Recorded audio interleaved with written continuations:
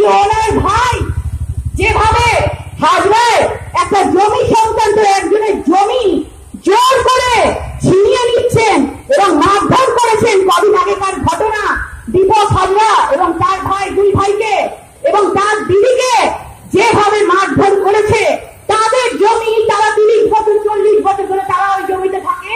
মমতা ব্যানার্জির ভাইপোরা চায়, তার ভাইয়েরা চায় সব জমি আমরা নেব, তাও আর কি সব দখল করে নেব, কোনো কাগজপত্রের দরকার নেই, সব আমার, একা সব খাবো। মানুষের জন্য কিছু করলাম না, সরকার চলে যাওয়ার আগে যে যার নিজের জায়গাটাকে গুছিয়ে নি, কিন্তু তা তো করতে দেওয়া হবে না। আপনারা যাবেন, এসছেন খালি হাতে, যাবেনও খালি হাতে।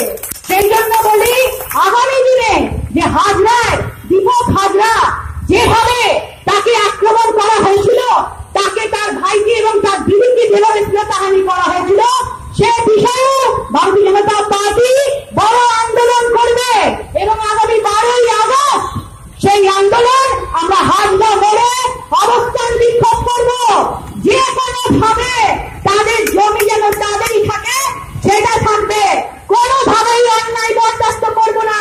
এবং আজকে আমাদের এই বিক্ষোভ শুধু শুরু মাত্র, রাজনীতি দিয়ে দুর্নীতিকে রোখা যাবে না, রাজনীতি দিয়ে দুর্নীতিকে রোখা যাবে না, এটা ভালো করে শুনে নেবেন।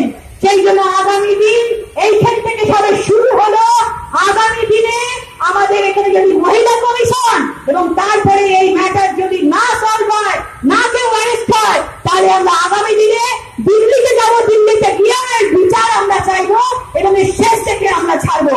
এই বলে আমি আমার বক্তব্য শেষ করছি। সবাই ভালো থাকুন। জয় হিন্দ, বন্দে মাতরম, ভারত মাতা কি